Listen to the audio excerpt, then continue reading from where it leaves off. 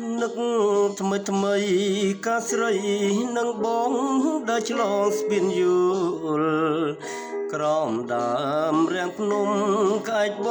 លជាប្រភ្នល់ប្រាប់រឿងស្នេហា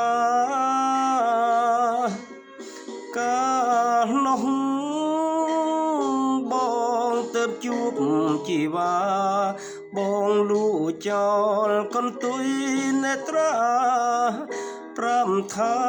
បងស្នេហាស្រីអំពេលភ្នំទ្រនំ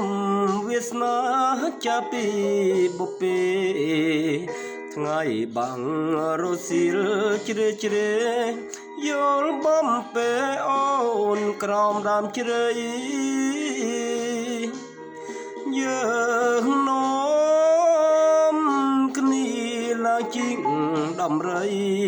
ខំវិញចងកំរងនិស័យនៅថ្ងៃស្នេហ៍គ្រាដំបូងតើអ្នកណាមានភ័ព្វវាសនាដូចខ្ញុំបានជួមមុំភិរមជ្រៀងយល់លើតងក្រោមដើមជ្រៃក្រាំសង្ឃឹមញញឹមពេញទ្រូងរន្ធន់ញោមញោបេះដូងពេលតងយល់ទៅយល់មកផ្កាមួយតងបងនឹងឈងដុលយកទៅធ្នមថែអ្វីបើផ្កាដោះលើដីស្រែផ្កាមៀងមេជាផ្កាបរិសុទ្ធសូមស្ពានជួយចាំពីងសម្បត្តិទួងផែនដីរលាយរលត់ក៏មិនក្បត់ចិត្តពីផ្កាស្នេ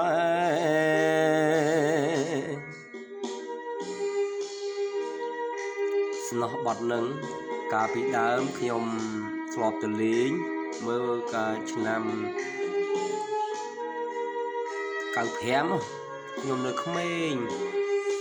ទៅជួបនារីម្នាក់នៅលើស្ពានយល់នឹងលួចស្រឡាញ់គេអ្នកម្នាក់នឹងស្អាតហើយរាងខ្ពស់តែអត់ស្គាល់ឈ្មោះគេដល់គេនៅណាទេតែឃើញលួចស្រឡាញ់គេតែម្ដងកាលហ្នឹងចេះមានស្នេហាតាំងពីអាយុ12 13ឆ្នាំតើអ្នកណាមានភ័ព្វវាសនាដូចខ្ញុំបានជួមមុំភិរមជ្រៀងយល់លើតងក្រោមដើមជ្រៃក្រាំសង្ឃឹមញញឹមពេញទ្រូងរន្ធន់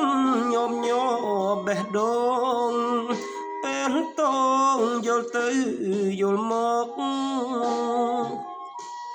ផ្កាមួយតងបងនឹងឈងដល់យកទៅធ្នមថែអ្វីបើផ្កាដោះលើដីស្រែផ្កាមៀងមេជាផ្កាបរិសុទ្ធសូមស្ពានជួយចាំពីងសម្បត្តិទួងផែនដីរលាយរលត់ក៏មិនក្បត់ចិត្តផ្កាស្នេហ៍